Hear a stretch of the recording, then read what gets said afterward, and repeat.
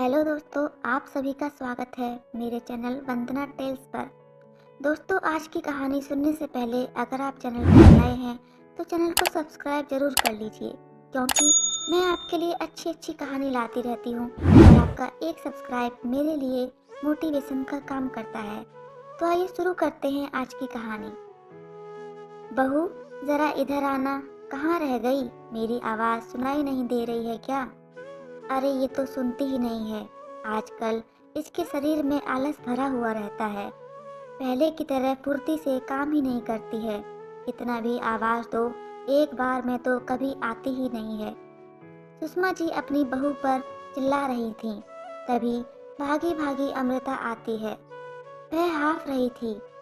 उससे सीधा खड़ा भी नहीं हुआ जा रहा था।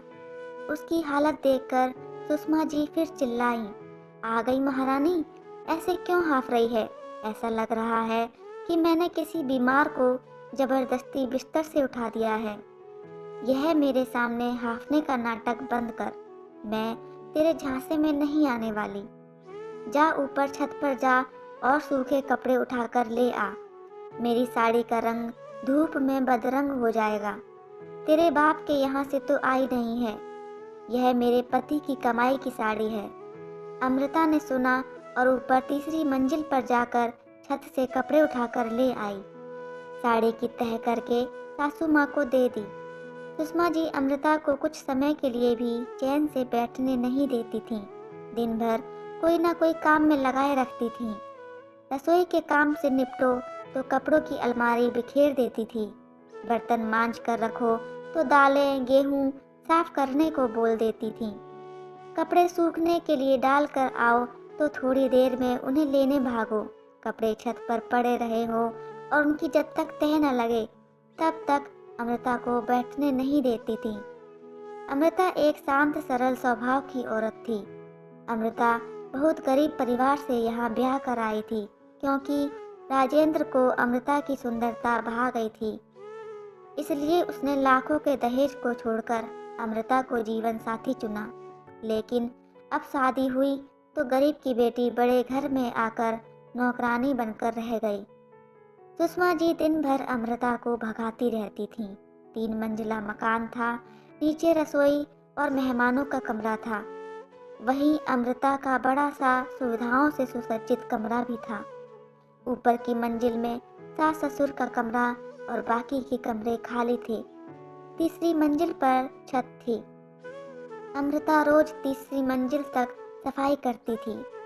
सुषमा जी रोज उससे छत की भी झाड़ू लगवाती थी, इसलिए अमृता थक कर चूर हो जाती थी। फिर इतने लोगों की चाय नाश्ता खाना बर्तन भी करना होता था। सुषमा जी खाना खाने नीचे नहीं आती थीं। उन लोगों ने गरीब की बेटी पर एहसान जो किया था, तो अमृता की जिम्मेदारी थी कि वो अपनी सास का ध्यान रखे। इकलौती बहू से पूरी सेवाएं लेती थीं। अमृता ही दिन भर ऊपर नीचे करती रहती और खाना चाय नाश्ता देती थी। दोनों बच्चों को संभालती। घर में सास ससुर पति राजेंद्र और अमृता थी। सुषमा जी कहती थी कि नौकरों की जरूरत ही क्या है, बहू सारा घर संभाल लेती है। बहुओं को थकान कहाँ आती है? वो तो काम करने और घर संभालने के लिए ही तो पैदा हुई हैं। और जितनी अच्छे तरीके से बहू घर संभालेगी, उतना अच्छे तरीके से नौकर थोड़ी संभालेंगे। फिर बहू है ना, उसे क्यों लाई हूँ? अरे मैं तो 10 जनों का काम संभालती थी। घर में ननंद देवर भी थे। यहाँ हम गिनती के लोग हैं और इसे जब देखो थकान आ जाती है। राजेंद्र ने जब कहा कि एक नौकर रख लेते हैं, अब अमृता थक जाती है। 40 की उम्र पार के बाद भी काम नहीं होता है। ऊपर नीचे के कितने चक्कर हो जाते हैं। सुषमा जी ने नौकर रखने से साफ मना कर दिया। राजेंद्र सवेरे सवेरे दुकान पर चला जाता था और देर रात तक पिता के साथ ही वापस आ पाता था। अमृता रोज रोज अपने पति से भी कुछ नहीं कहती, ताकि घर में शांति बनी रहे। ऐसा नहीं था कि घर में पैसों की कमी थी, पर बिना दहेज की आई बहू को सुषमा जी सबक सिखाना चाहती थी। सच भी है, ससुराल में दहेज की कदर होती है, बहू की नहीं। जो जितना दहेज लाती है उतना ही सम्मान पाती है। इन दिनों अमृता थकने लगी थी। दिन भर काम और आराम के अभाव में उसका शरीर जवाब देने लगा था। अब उसे आराम की ज़रूरत थी।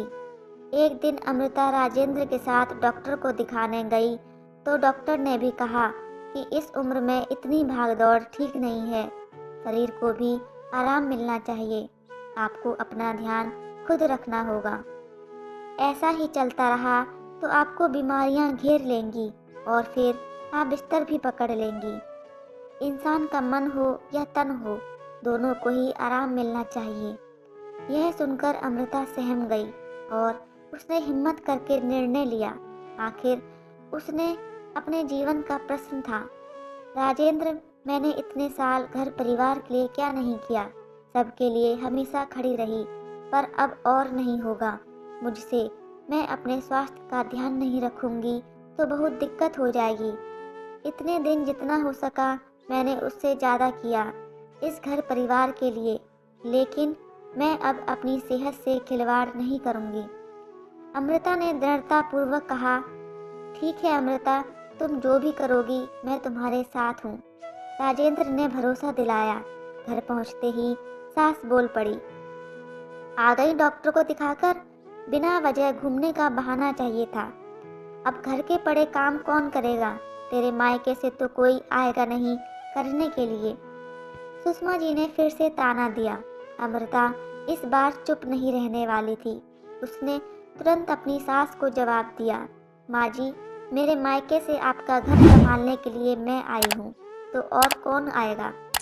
मेरी तबीयत आजकल ठीक नहीं रहती है, शरीर को आराम चाहिए। 6 सदस्यों का काम मैं अकेले संभालती हूँ। सफाई, बर्तन, कपड़े, खाना सब कुछ बरसों से कर रही हूँ। अब मैं भी थकने लगी हूँ। मुझे भी नौकर की ज़रूरत है ताकि कुछ देर आराम कर सकूँ। हर काम में अब भागदौड़ नहीं कर सकती। आप एक औरत होकर औरत का दर्द नहीं समझती हैं। आपके अनुसार तो बहुओं को तो थकान ही नहीं होती है। आखिर क्यों? हर बहू क्या मशीन होती है? बहू क्या निर्जीव होती है? बहुएं सिर्फ और सिर्फ काम करने के लिए बनी हैं। एक बहू का आराम करना सास की नज़र में क्यों खटकता है? आप भी कभी बहू रही थी, आपको भी पता है कितनी थकान हो जाती है। बहू घर के काम निपटाकर 2 घड़ी आराम कर ले तो ये बात सास को सहन क्यों नहीं होती है? बहू लगातार बस काम करती रहे तो सबको अच्छी लगती है और जरा सा खुद के लिए सोच ले तो बुरी बन जाती है। सुषमा जी का पारा चढ़ गया। अमृता की बात कड़वी थी लेकिन सच थी। माँ जी, या तो आप नौकर रख लीजिए या आप हमें अलग कर दीजिए, अमृता ने कह दिया। राजेंद्र, देख, तेरी पत्नी ने आज मेरे सामने कितनी बड़ी जुबान खोली है, तूने इसे सर पर चढ़ाकर रखा है। सुषमा जी ने कहा, माँ, अमृता की बात कड़वी है लेकिन सच भी है। यह थक कर बिस्तर पकड़ लेगी तो फिर इस घर को कौन संभालेगा? अब ये अकेली कितना करेगी? माँ जी, इतने दिनों तक बात घर परिवार की थी, सास ससुर के मान सम्मान की थी, बच्चों की परवरिश की थी। मैंने सब किया, सालों से बिना उफ किए मैं सब सह रही हूँ। अब बात मेरे स्वास्थ्य और जीवन की है। मैं अभी भी इस परिवार के लिए सब करूँगी, पर थोड़े से बदलाव के साथ। मैं भी अपने आप को आराम देना चाहती हूँ। अब आपको सोचना है कि हमारे जाने के बाद आपका घर नौकरों के भरोसे चले या मैं यहाँ पर रहकर थोड़े से बदलाव के साथ आपकी सेवा करूँ। सुषमा जी अमृता की बात सुनकर चुप हो गईं। उन्हें मन ही मन डर सताने लगा। अगर बेटे का परिवार यहाँ से चला गया तो वो दोनों अकेले रह जाएंगे। उन्हें अपने भविष्य की बहुत चिंता होने लगी और ना चाहते हुए भी सुषमा जी ने नौकर रखने की इजाज़त दे दी। राजेंद्र ने पूरा साथ दिया। आखिर वह अपनी पसंद को ब्याह कर जो लाया था। अब घर में काफ़ी कुछ बदल चुका था। नीचे बरामदे में ही कपड़े सुखाने की व्यवस्था कर दी गई थी।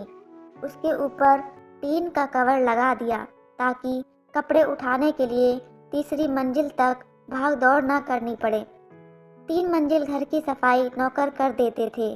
सुषमा जी को जब भी चाय नाश्ता खाना होता था वो खुद नीचे आकर खा लेती थी। कपड़ों की अलमारी सप्ताह में एक बार जमाई जाती थी। घर में झाड़ू पोछा और बर्तन के लिए नौकर रख लिया गया था। गेहूं दालें महीने में एक बार बाई को बुलाकर उससे साफ करवा लिया जाता था। अमृता 1 बजे तक रसोई का काम निपटा देती और 1 से 4 बजे तक फिर कोई काम हाथ में नहीं लेती थी। पूरा 3 घंटे आराम करती, अपने स्वास्थ्य का ख्याल रखती और अपने शौक पूरे करती। संगीत सुनती और तरोताज़ा हो लेती। 1 घंटे की झपकी ले लेती। अपनी सास का भी पूरा ख्याल रखती। उन्हें समय पर नाश्ता खाना बनाकर देती थी। धीरे धीरे अमृता का स्वास्थ्य भी सुधरने लगा और वह खुश रहने लगी और घर के वातावरण में खुशी का माहौल होने से सुषमा जी भी समझ गईं कि बहुओं के साथ अच्छा व्यवहार करना ही अच्छा होता है। आखिर वो भी कभी बहू थी और अब सास है और बहू भी कभी सास बनेगी। दोस्तों, यह तो सच है कि बहू को काम करने की मशीन समझा जाता है। बहुएं ना हो गई, कोई मजदूर हो गई जो उफ भी ना करें। एक उम्र तक तो सहन हो जाता है, पर इसका असर हमारे स्वास्थ्य पर भी पड़ता है। शारीरिक थकावट के साथ मानसिक तनाव भी होता है तो बीमारियां घेर लेती हैं। इसलिए अपने लिए बोलना चाहिए। कुछ बहुएं शुरू में अमृता की तरह दबती हैं, पर बाद में सजग हो जाती हैं और कुछ जीवन भर बोल ही नहीं पाती हैं, बस करती रहती हैं। कुछ आते ही बोल देती हैं। बोलना चाहिए। सही बात के लिए बोलना गलत नहीं होता। अपने स्वास्थ्य का ध्यान रखना चाहिए क्योंकि घर के काम तो सदा चलते रहेंगे।